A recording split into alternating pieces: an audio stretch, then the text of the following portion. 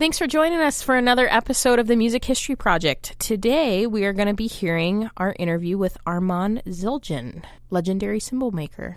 Roll theme song. Oh, you got to say it this time.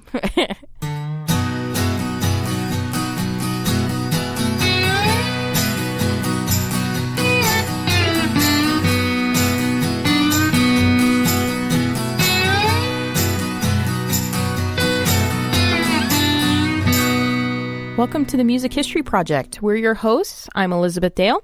And Dan Del Fiorentino. And Mike Mullins. All of our content comes from the Oral History Program, which is sponsored by NAMM, the National Association of Music Merchants. And that is a program that is over 3,000 interviews and constantly growing. If you want to check out any of our content or any of the other interviews that aren't featured, please check out our website at www.namm.org/library. Hey, ladies and gentlemen, we are back this week listening to and commenting on Dan's interview with Armand Zildjian. Actually, this is one of the very few interviews in the oral history program at NAMM where it was not conducted by me, but actually conducted by Larry Lincoln, known as Link around here, the CEO of NAMM for many years. He was a very good personal friend of Armand, and when the oral history program began in 2000, Armand was on my list, but unfortunately he had cancer and was really difficult to get an interview with. But when he was feeling a little bit better, he agreed to have an audio-only interview as long as Link conducted it at a visit to his home in Arizona. So I showed Link how to press record. He took a little recording equipment with him, and I'm really happy about it because, of course, that was our one and only chance to do it. Armand passed just a few years after that.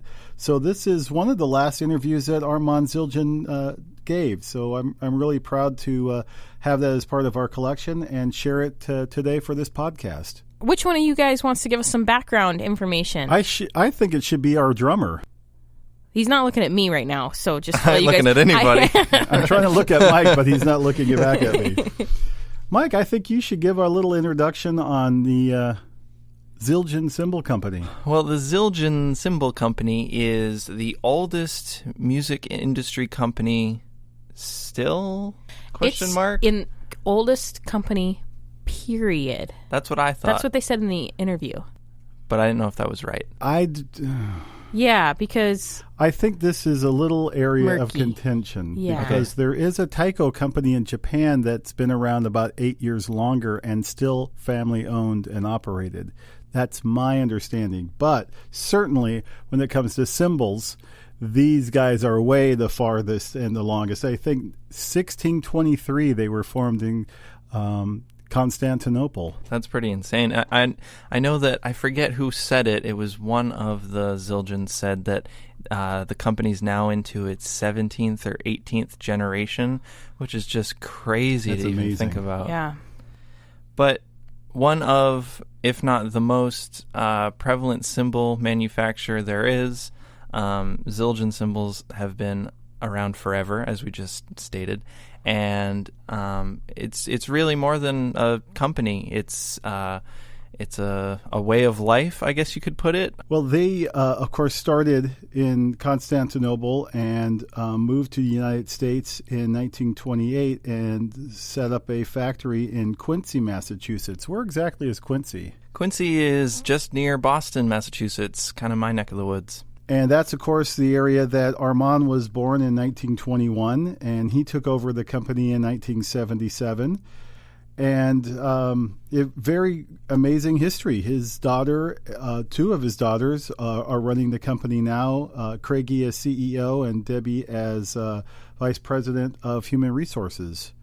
And as you said, I think 14th or 15th generation. It's amazing. So that's one of those families that when you're born with like a cymbal in your hand. Yes. You have no options. That's a good way to put it. But it's probably, excuse me, you can't be in a family business not like that and have that many generations if it's not a good place to work. Eventually you'd have someone down the lineage who says, cymbals aren't my thing. Right. So you can tell there's a passion for it in the family that they continue to instill generation after generation after generation. Yeah, and I think it goes past the family, too, because everyone that I've ever met that's worked at Zildjian or knows someone that works at Zildjian, it's always, oh, yeah, they've been there for 20, 30 years. Wow. People working in the factory manufacturing these cymbals been there over 40, some over 50 years, which is just crazy. I mean, and that speaks for itself. I mean, Right. You rarely find companies that can retain employees that long, so they're doing something right over there. So without further ado, I say we get into the interview. So the first segment we're going to be listening to today has Armand telling us about the role of his father in the Zildjian Company and the general company history, their move from Turkey over to the United States, their immigration and stuff like that. And it's really interesting. You're going to hear a pretty fast-paced company history coming down your way. So listen up. Armand, could you tell us about your father and what role he played, not only in the growth of the Zildjian Company, but in the growth of the cymbal business worldwide? Well, my father came to America, and after he was there for a while, he received a letter from his uncle in Bucharest. His uncle Aram was in a plot against the Sultan of Turkey, and therefore was discovered and had to exile to Bucharest. And he started to make some cymbals there. This was an old process in the Zildjian family since 1623. An alchemist named Avedis discovered a formula to make bronze cymbals. The name Zildjian, Z-I-L, means cymbal or bell in both Turkish and Armenian. And I-A-N means son of in Armenian, so it's son of the cymbal maker. However, when my father received this letter from his uncle, he said, oh, this is, I don't want to take this over because nobody's ever made anything out of this. They get an order to make 50 cymbals, and then they go to sleep for another 50 years, he said. Yeah. And it's not really a viable occupation. So then my mother said, why don't you just go to the music stores and talk with some of the people and see what they say? So he went around to some music stores, and they said, sure, if you could make a cymbal, the name Zildjian is, proficient with it, and maybe it'd be a good idea. So he sent money for Uncle Aram to come to America. I can skip some of this because he first didn't come to America. He spent the money gambling. He was a big gambler, never was married, and weighed about 300 pounds. Your dad did? Oh, no, the Uncle Aram. And he can cut a lot of this out. He had a silver-pointed beard and mustache and a bald head. He looked just like the king of Bulgaria, and every place he'd go, people would bow to him and everything else, and he was a piece of work. Anyway, he finally did come to America, and he spoke 6 languages. Wow. And but anyway, so every night the family used to have to listen to my father and Uncle Aram speaking in Armenian all night about how they were going to start this cymbal business. Anyway, to make a long story short, it started, and it, like everything else new, it took quite a while to take. What was your father doing at the time to make a living? My father was making chocolates. In the Boston area, there were quite a few Armenians in the chocolate business. And he eventually picked up this other Armenian, Avedis Zildjian, who I worked with most of all of the rest of his life, who was a wonderful man and a tremendous worker. So finally they became to be just a cymbal company. And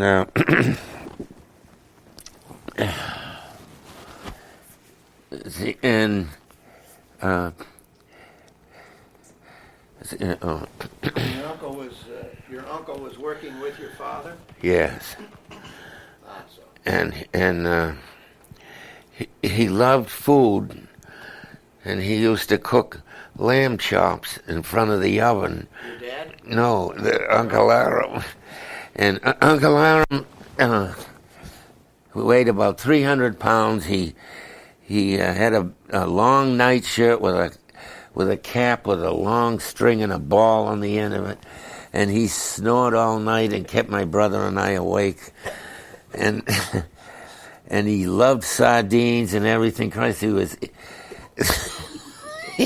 was one night he went into a Hayes Bickford restaurant, and well, you get the little a little piece of paper, and he spoke with the girl who spoke French. He spoke French because he didn't speak any English. So she took him to a poker game out in Dedham someplace, which is a town outside of Boston. And finally he called my father, and he had to come and go get him. And he was something else. Then when we pulled cymbals, we'll cut a lot of this. When he pulled cymbals, once in a while the rolling mill would get stuck, and it had a big 4 or 5 inch foot wheel on it, and we'd put a great big 2x6 in it, and Uncle would get up on it, and with his weight, it would bust loose, and we get the rolling mill going again. Wow. Anyway, this drum dealer in New York, Bill Mather, used to fix drum sets for Gene Krupa and Buddy Rich and all the big-time drummers that were on the road.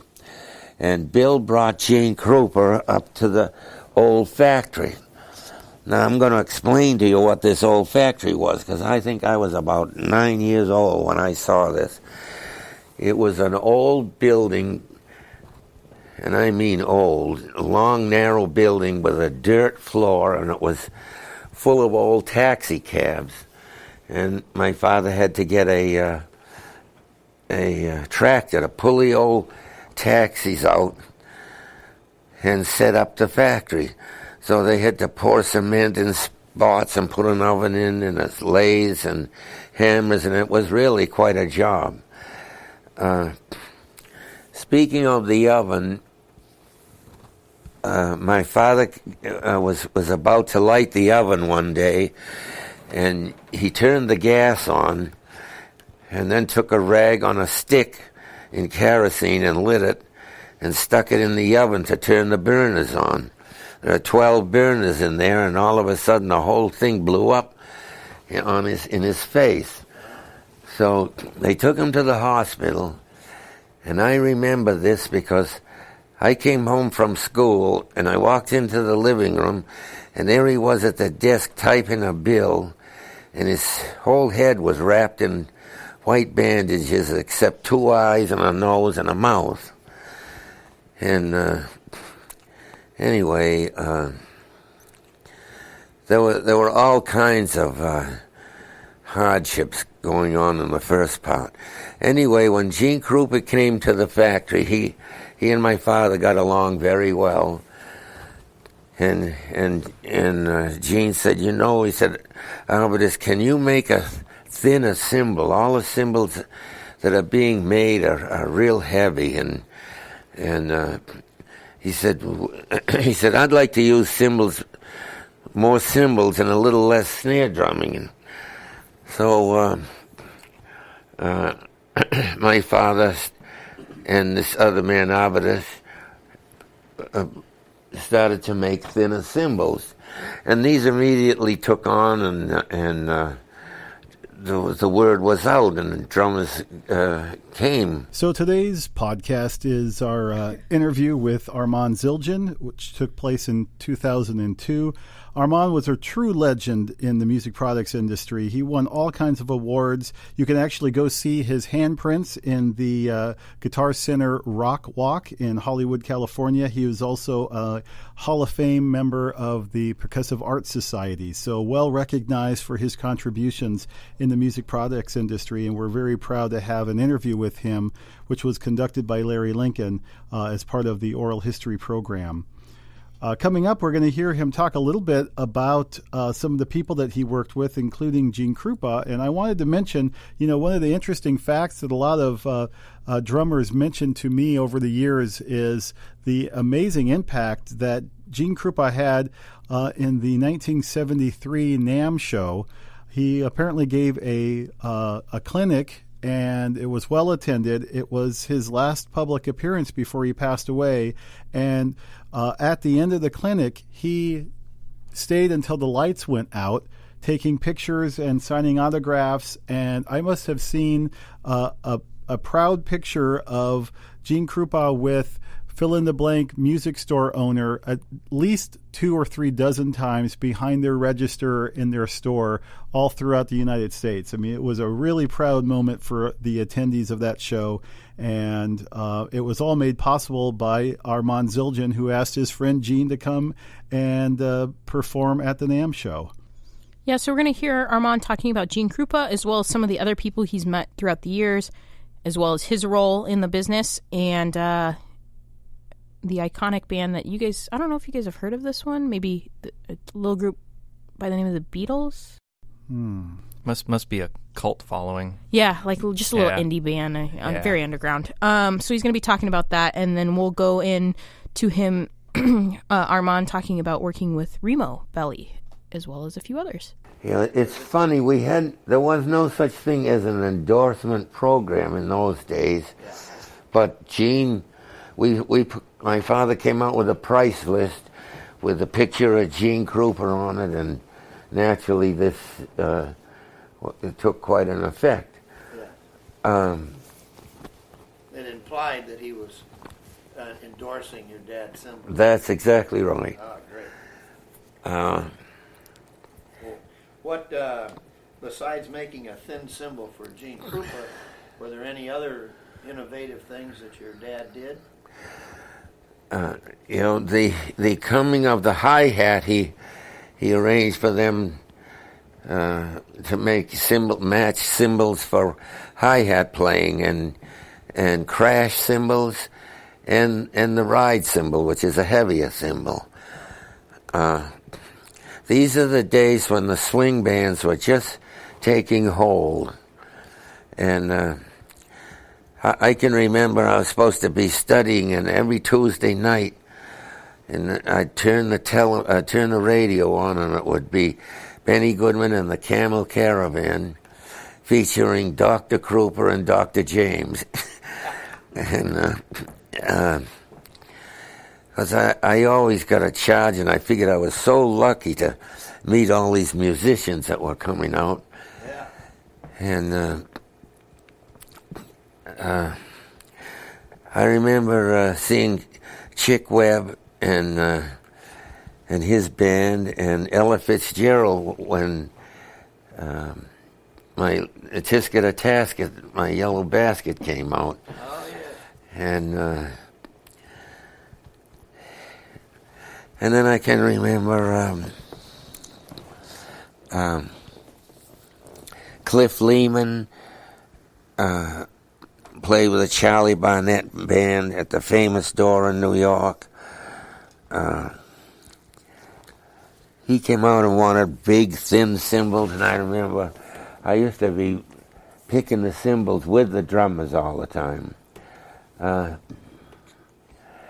Actually, my brother and I came into the business at this point. Zildjian was already established, but we helped from here on in. What were your respective jobs? Did you focus on one thing and Bob on another? Yeah, Bob wanted to travel and go to the retail stores, and I would just as soon I liked to stay at the factory, and I worked in the melting room and cymbal development and and devising new cymbals to play on. So we both were in the service, and I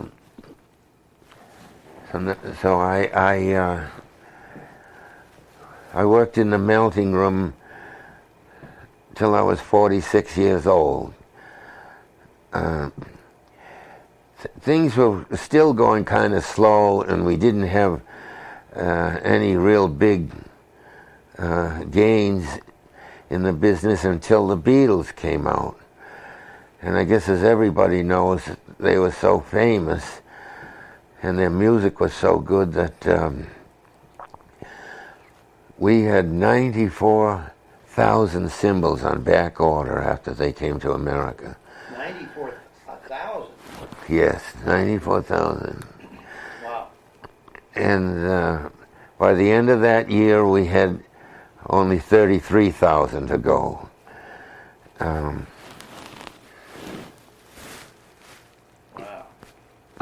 Those are pretty big numbers. Yeah. You know, as the drummers kept coming by, one day Remo Belli came in, and he was playing drums from the Billy May Band. This was before his great invention of the plastic drum heads. And we had another line of cymbals called Zildjian Company. And those were the ones that didn't make it. And because Remo was always, he's a very articulate person, and he says, Armand, tell me why the Zilko is different than the Zildjian. And I said, well, you know, they just don't make it. They're not as good. In those days, we didn't have the production remedies that we have now. So anyway, Joe Jones from the Count Basie Band used to be pay us visits all the time when he came to Boston. They played at Lavaggi's ballroom, which was a great place to play, and Joe walked away every time with about 4 or 5 cymbals. So my father said to me, he says, the next time he comes in here, he says, you've got to get some money from him. I said, you know, that's not as easy as you think. So anyway, Joe comes in the next time, and we're picking out a few. He never hit a cymbal with a stick. He'd go crazy if you hit a cymbal with a stick. You have to hit it with your finger. And he said, I said, Joe, we got to take a little money from you. So he hemmed it, you know, we hemmed it out a little bit, and finally took his shoe off and his stocking, and he had about $50 in his stocking and his foot. So the next time he came, he brought a check with him, which was a very small check, and he writes on it, Jonathan. Go on. Jonathan, and a couple other names. By the time he gets to write Jones, there's about 1/4 of an inch left on the check. But he was a beauty. Then he'd tell my father, he said, I'm going to have my picture taken with you, and I'm going to have my picture taken with you, but it's got to be with a tuxedo. So anyway, then would come, Buddy Rich came, all the other big swing guys came, and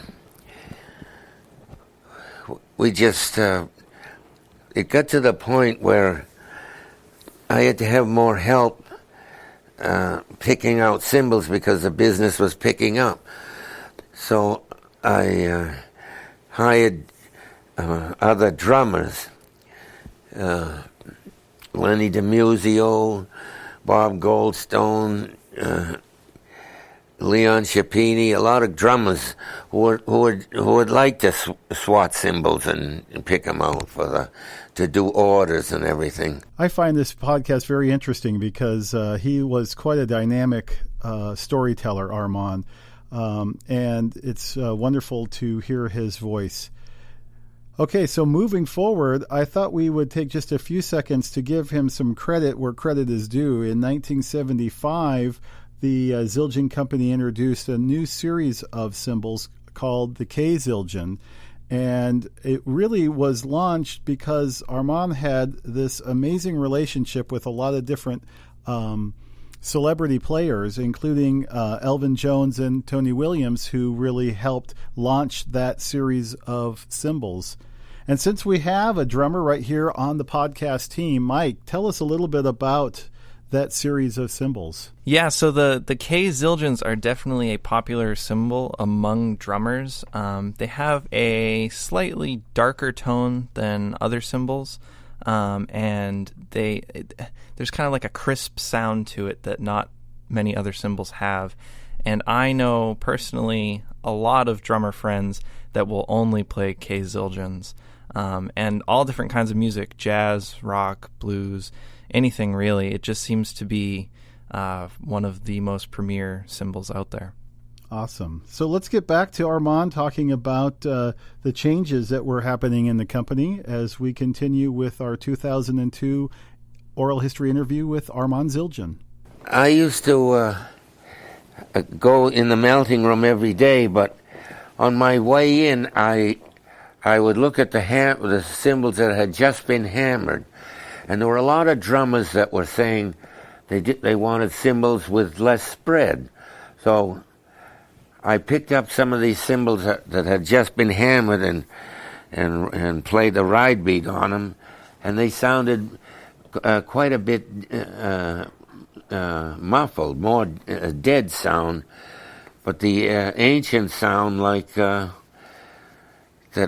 seemed to fit in with a lot of the little groups, small groups. And that became, we called that the Earth Ride cymbal. And that started a lot of companies making cymbals that did not ring so much. And one of the big things that drummers said when they came in is they said, I want a cymbal that when I ride it, I can hear the stick sound above the crash sounding. And so this took a lot of manipulating with cymbals because we had to satisfy each customer. Then experimentation, yeah.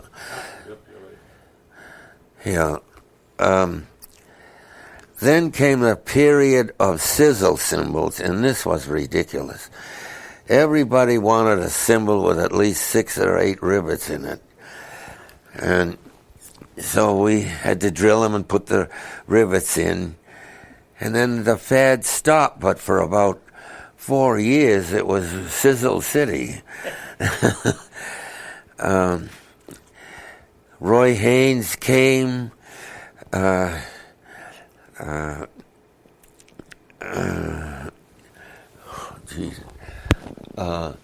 Sada Finnegan Band came with 3 percussionists. Max Roach and Charlie Mingus came.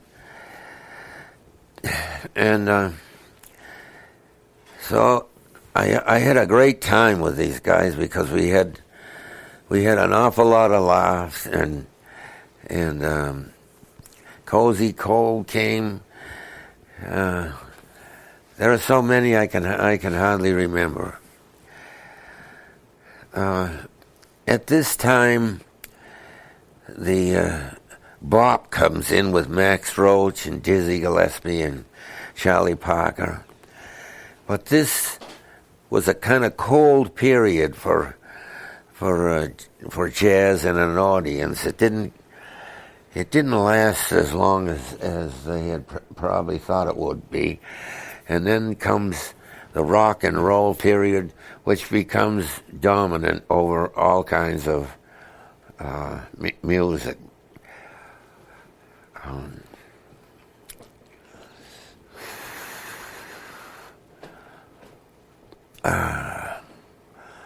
And then, what about the changes in the company itself and the management? Oh, yeah. As time went on, oh,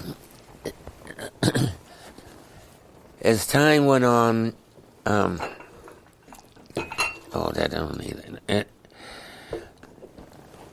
As time went on, my father made me president of the Avedis Zildjian Company and Bob president of export sales.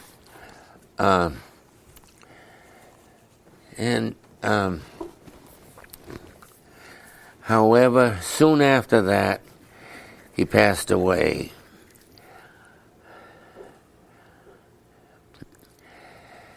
At this time, my brother and I struggled to get to work together as a team. I knew that he wanted to run his own ship, and I would just as soon run mine. We had just differences of opinion of the way things maybe ought to have been done. So after 3 years of battling with lawyers, we split up, and my brother took over the Canadian factory, which belonged to Zildjian, and I remained in Norwell with the Avedis Zildjian Company. I'm sure that he is happier with this situation, and I am too. So I think it's a very agreeable arrangement. Terrific. What about the changes in the Avedis Zildjian Company with some of your family coming in as management? Yeah.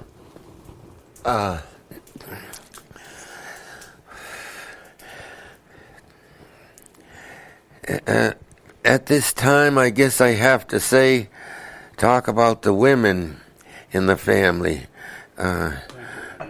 My wife, Andy, always supported me. That's what you told me.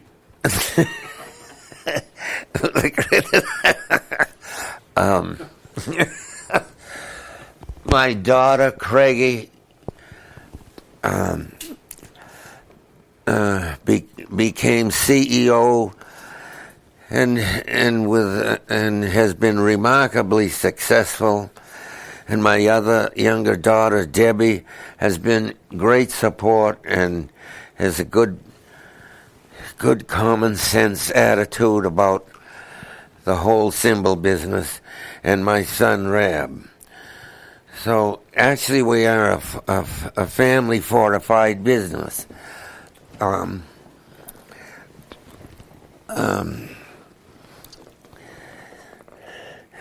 I must say that I am very fortunate to have a family that is behind me today, and I'm very proud of them. Well, great. Yeah, you sure were. That's wonderful. Well, you know what an asshole I'd be today if it wasn't for them. Hey, I don't want to What? Ralphie, what about... Wait a minute. Oh, excuse me. We got it. It's all on. Because this thing could go on all day. Well, that's okay. What are some of the What are some of the achievements of the company that you're most proud of throughout all these years? The Zildjian Company ability to establish the right cymbal for the right job in both marching band, concert band, symphonic music, which for years has been dominated by Zildjian, and popular music, jazz, rock and roll. In every type of music, Zildjian has been a dominant force. Wonderful. How about as a business? I understand Zildjian is a very old company. Yes, it was established in 1623, and the use for cymbals in those days was that it was used in Armenian churches and in Istanbul, and the Janissary soldiers, which are the Turkish soldiers. The story goes that they were used in battle, and they were also used to drive the locusts out of the fields. Well, that would do it. Yeah. That would do it. Let's see. Dun and Bradstreet recognized Zildjian a few years back. Yes, they said that the Avedis Zildjian Company is the oldest business in the United States. Wow, that's not just music business. That's any business. Any business, correct. Wow, that's a wonderful recognition to have. Moving forward with the interview with Armand Zildjian, he's going to be talking about his experiences with NAMM, including his first NAMM show. And something to note about the NAMM shows is it's always a great time for endorsees of products to speak with the companies, give them their thoughts, maybe check out some new products. And Armand was definitely known for talking to the players of Zildjian and establishing really strong relationships with these guys. And we've interviewed plenty of drummers that have said that Armand would personally call them or invite them to the factory and sit down with them and make sure that everything was perfect and ask them, like, what are you looking for? Is there anything else that Zildjian can do for you that we're not doing yet? And just established these really personal relationships. And every drummer that we've talked to or interviewed has always said that there was never any artist relation person that was like Armand Zildjian. Let's move on to another area. Do you remember your first NAMM trade show? Yes. In 1946, the New Yorker Hotel in New York, and the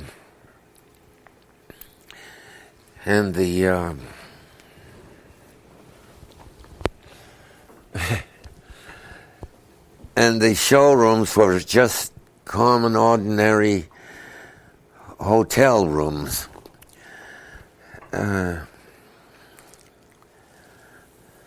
removed the furniture from the rooms, and right. And you put in your product. Display and a little display. Yeah. And but it was the start of the NAMM shows that really grew into what it is today, which is enormous. I have to say that I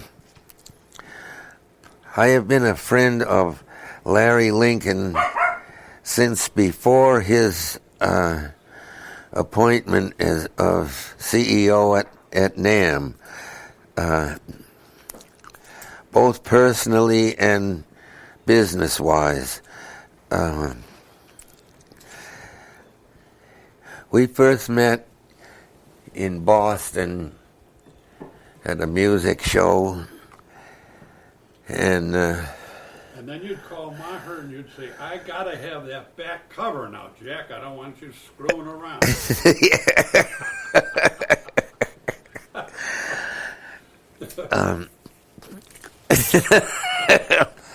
I I remember the the old man used to say, I'd have to go to New York to see Bob Hawley, the advertising guy. He'd start haunting me 5 months before the contract was up. Jack, we gotta have that, gotta. Yeah, he'd say, my father would say, well, the budget then I think was $36,000 for all the advertising. He says, I want you to go to New York and cut those numbers down. Can't spend that much money. This is way back. So I go down, and with Bob Hawley was the greatest man. Anyway, he'd be down there, and we'd say, well, should we cut this? Shall we cut this and cut that? Then Bob Hawley would say, look, the only way you're going to save money is to cut out downbeat back covers. So then I'd say, well, okay. I knew it anyway. So I'd call the old man, no, don't cut any back. I said, well, what do you want me to do then? Well, that's interesting. There's all kinds of ways to Bob Hawley did all Ludwig stuff, too, and boy, he was great. What an interesting segment from Armand Zildjian. One of the things that I found really interesting about this, especially not having a background knowledge of the Zildjian Company beyond kind of the basics, not really knowing him beyond the basics, was one thing I found super fascinating that we're going to hear about next is that the cymbals and percussion and drums weren't really always his instrument of choice, and that he actually played the trumpet for quite some time. And that's just, you would think with someone in a company that's so universally focused on cymbal making, like that's very specific. It's not like they make every facet of percussion. They make cymbals. For someone in the family lineage, the president, to play the trumpet. Nowadays, I think that would be called like cross-branding, brand confusion. They'd be like, no, you can't play the trumpet. You have to play the cymbals. You can only play the cymbals. I found that really fascinating. So we're going to hear Armand talk about playing the trumpet growing up. Well, I guess you have to say I always had a love for music, and I was a confused and terrible trumpet player. But in high school, I played in the marching band, and in college, I played in the marching band and the concert band. And in the concert band, I really had a ball. One day, during a nice hot summer, I went to the canoe club near the factory to hear Harry James's band in a one-nighter. And the drummer was Lester Merrill, a very good friend of ours. And we had some pictures taken, and Harry was so tall, and I'm standing beside him. We look kind of silly, but anyway, it's a wonderful picture. and I guess we'd all been drinking a little bit, and anyway, at the end of the one-nighter, Harry got on the bus, and they were driving to a Holiday Inn. So, and I'm following him in my car, and I got my trumpet in the trunk. So just as the bus comes into the hotel, I get out and get the trumpet out and start to play Cherry Berry Bin, which is Harry's theme song. And Harry says to Lester Merrill, who the hell is that? Which doesn't credit my trumpet playing too much. So he wasn't worried about you taking over, right? No. I love it. Great. Then on another occasion, the Vermont Jazz Festival, Larry Lincoln was with me, and we went to hear the Maynard Ferguson Band in this outdoor concert. It was we had had a lot of rain, and there was all this hay in the water, which was kind of messy in front of the bandstand. But anyway, Larry and I were in front of the band, and Maynard started to play MacArthur Park. So Larry and I are lying in the junk there, and we start playing back at the band. But I'm going to say, Larry played beautifully, but I hit some couple of clams, and Maynard looked down at us and busted up and couldn't finish the song, his part in the song. Well, being a big jazz fan, it's awesome to hear Armand talking about some of those early influences in the jazz world that he got to know, Harry James and some of the others. And of course, as we were talking about earlier, Armand played a big role in bringing celebrities to the NAMM show. Gene Krupa, we mentioned earlier. Another guy was Buddy Rich, who was a really close friend of Armand's. And it's really fascinating to me to hear about that relationship, because both of them were very dynamic personalities. And I think when they got together, Armand always respected and let Buddy have the floor, as it were, and have the conversation. He respected him greatly. And I think it was a great relationship, and it certainly worked out well that Buddy promoted the Zildjian cymbals everywhere he went, including doing clinics and fundraisers that featured the cymbals. So a great relationship. Yeah, and to piggyback off that, we're going to hear the conclusion of Armand's interview is right after that Buddy Rich story is we're going to be hearing about his relationship with the factory workers and how strong it was and how much he respected the work that they did to support him and his dream and his family's dream. One night I went to see Buddy Rich and on a one-nighter, and I'd just been in my shorts. It was a real hot July day. And they wouldn't let me in to hear the band. And in comes Buddy, and I said, "Hi, Buddy." I said, "They won't let me in these shorts." He says, "Well, okay, then we're not playing the show." I said, "Whoa, wait a minute now. I'll go to a movie, you keep playing." So finally they decided to let me in, and if I would wear a pair of long pants. And they gave me a pair of pants that belonged to Pat LaBarba, the tenor saxophone player who was about 6'3". I'll be darned. Yeah. I bet you must have looked real good in those pants. Oh, yeah. I had to fold them back up about 8 inches.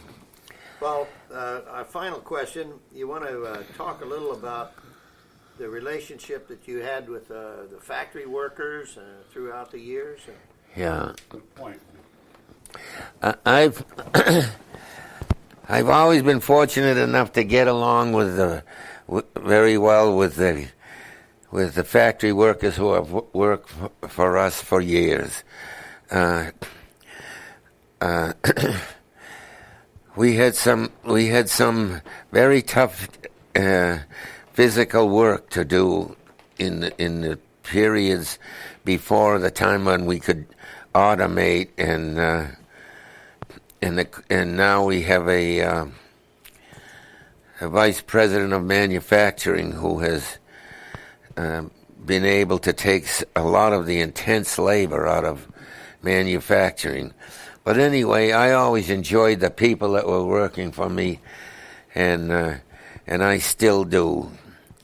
I respect them, and I know they respect me. So to conclude this episode, podcast for the Music History Project, and featuring our 2002 interview with Armand Zildjian, we thought it would be kind of cool to play just a short clip, actually our web clip, of his daughter Craigie, who is the current CEO of the Zildjian Cymbal Company, from her oral history interview.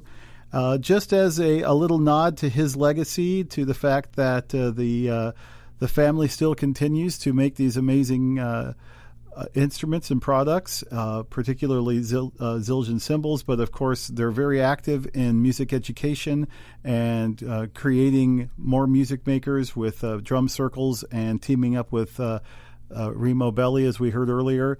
So it's an amazing legacy that he's left behind, and I think a real nod to that is to hear from his daughter. My father did that in a number of ways, because he would he just loved to play so much, he would find opportunities to play. So that would be weekends, it would be weddings.